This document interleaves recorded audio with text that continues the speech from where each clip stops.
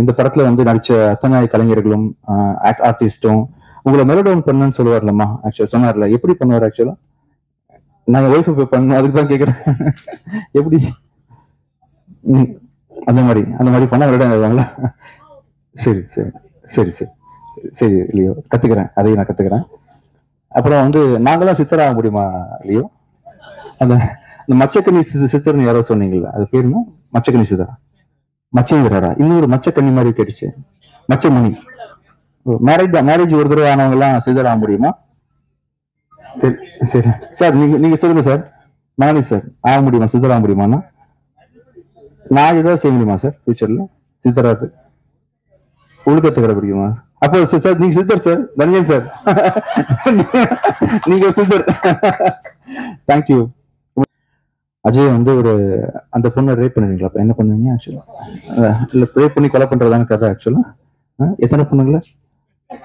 5-6 பேர். 5-6. அதுதான் அது என்னன்றது நீங்க படம் பார்க்கும்போது புரியும் உங்களுக்கு.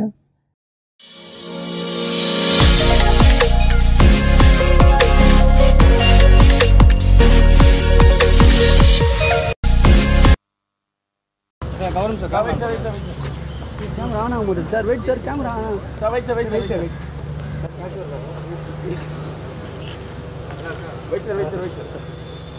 வாங்க சார், அப்படி சார் வந்துரு சார். இதுலேயும் வாங்கன்னு சொல்கிறோம் சார். லெஃப்ட் இப்படி திரும்புங்க சார்.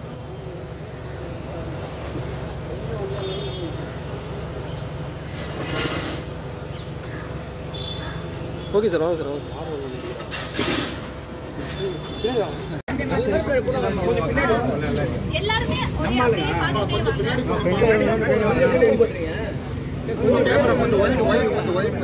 கொஞ்சம் ஒயிட், நல்லா ஒயிட் போங்க, ஒயிட் போங்க. நீங்க ஓகேனா சொல்லுங்க, இது பண்ணலாம். சரியா பாருங்க.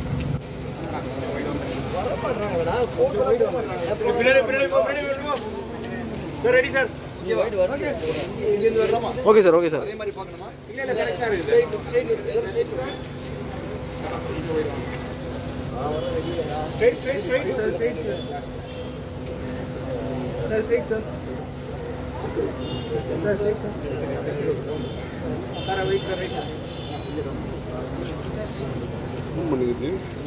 ஃபோன் பண்ணிங்களா?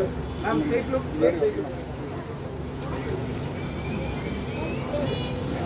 Sir okay sir. Okay ma'am. ஆமே ma'am. Okay ma'am. Centre. Okay ma'am. Ma'am here ma'am. Here centre.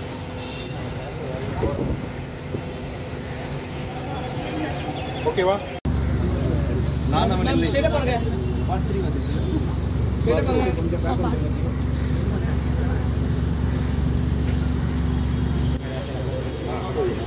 Phone எங்க இருக்கு பாருங்க. ஃபோன் எங்க இருக்கு பாருங்க.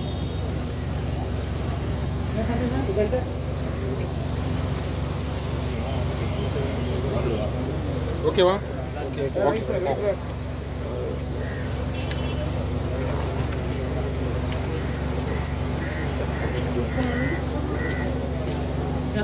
नाम लिखिए मैम।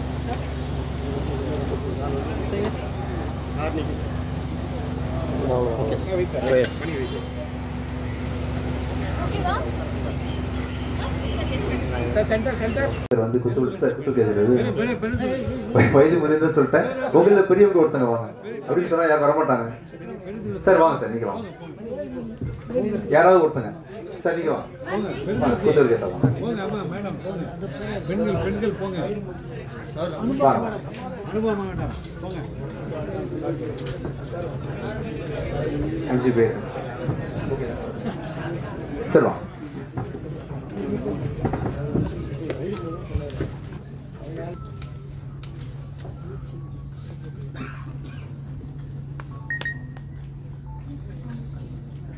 கனிமொழி அவர்களை மேடைக்கு அழைக்கிறோம். இன்னொரு பொண்ணு சரி, உங்களை கொடுத்த வேணாம், சும்மா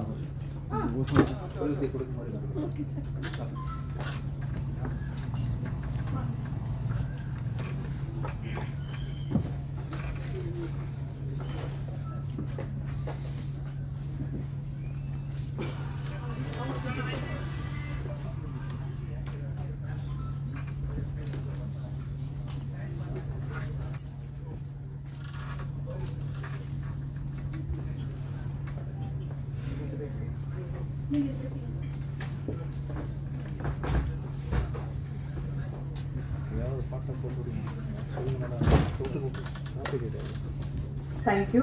நன்றி.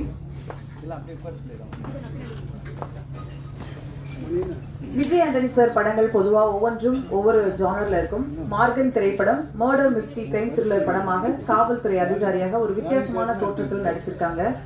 விஜய் ஆண்டனி பிலிம் கார்பரேஷன் பற்றி சொல்லணும்னா 19 படங்கள் தயாரித்த ஒரே இசையமைப்பாளர் இவர்தான்.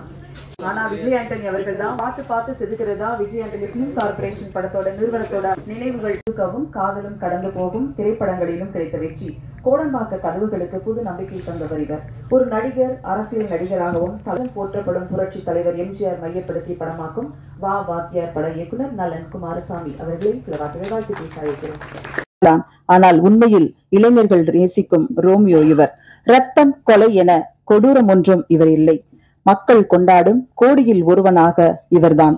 பல நூறு படைப்பாளிகளை தமிழ் சினிமாவுக்கு கொடுத்து காத்திருக்கும், கொண்டாடி கொண்டிருக்கும் விஜய் ஆண்டனி அவர்களை இப்போது பேச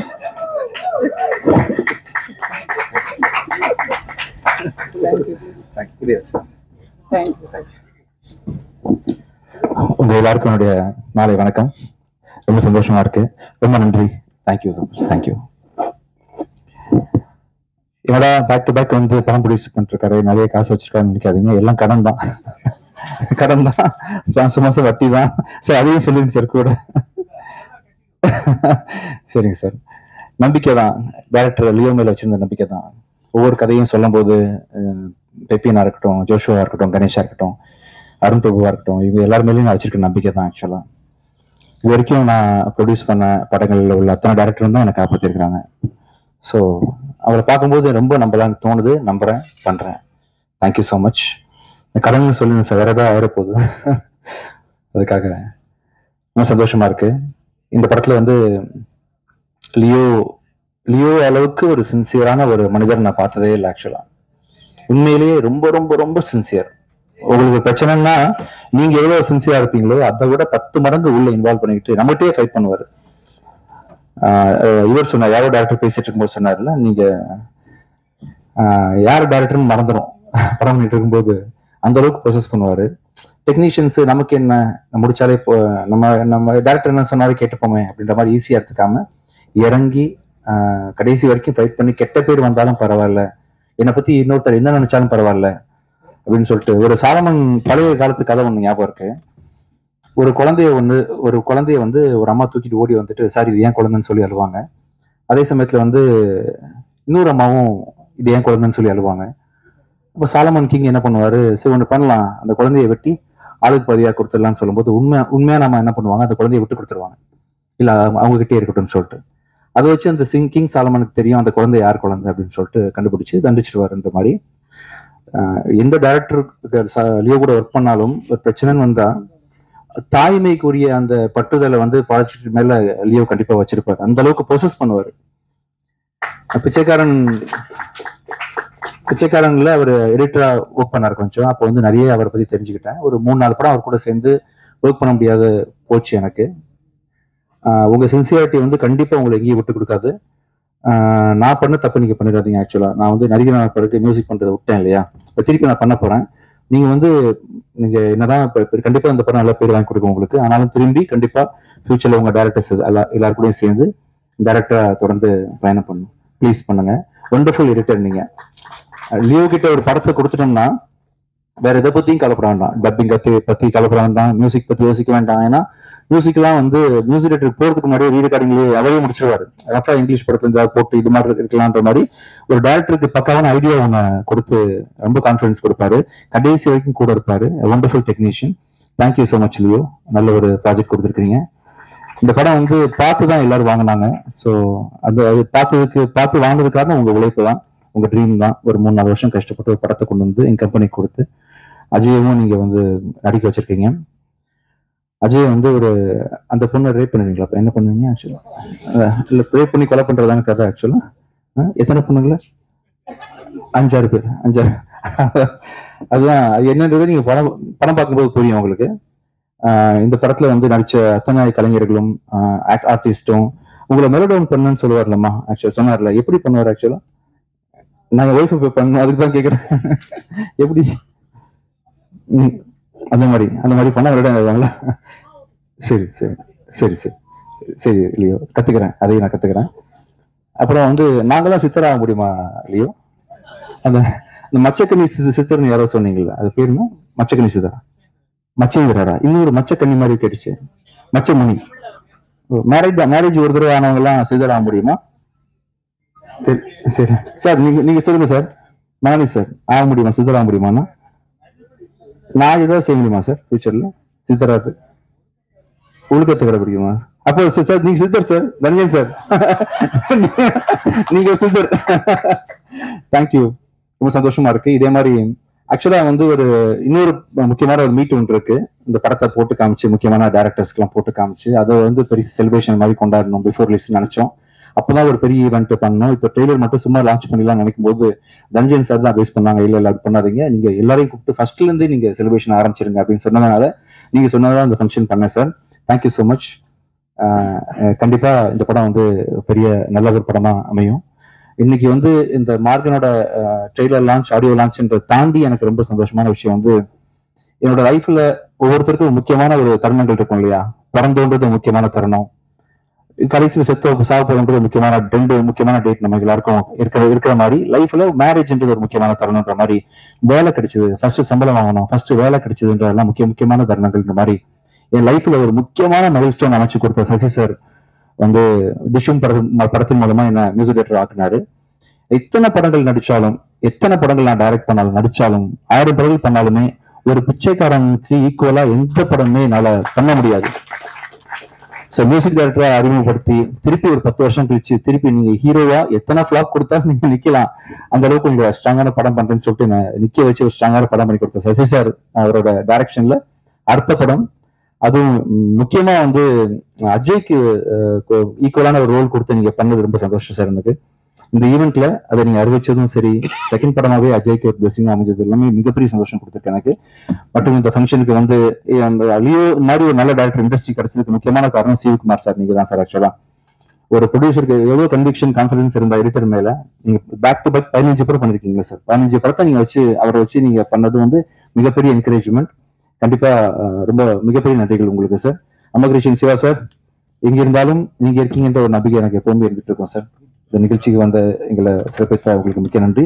இங்க நிறைய பேர் நான் மறந்திருப்பேன், உங்க எல்லாருக்கும் மிக பணிவான நன்றிகளை தெரிவிச்சுக்கிறேன். Thank you so much. தேங்க்யூ. கேள்வி ஏதாவது நீங்க கேட்கணும்னா கேட்கலாம், நான் பதில் சொல்றேன். எஸ். மார்கன் படம் வித்தியாசமான கதை, வித்தியாசமான முயற்சி. உடலாலும் மனதாலும் தன்னை படத்துக்கு படம் தயார்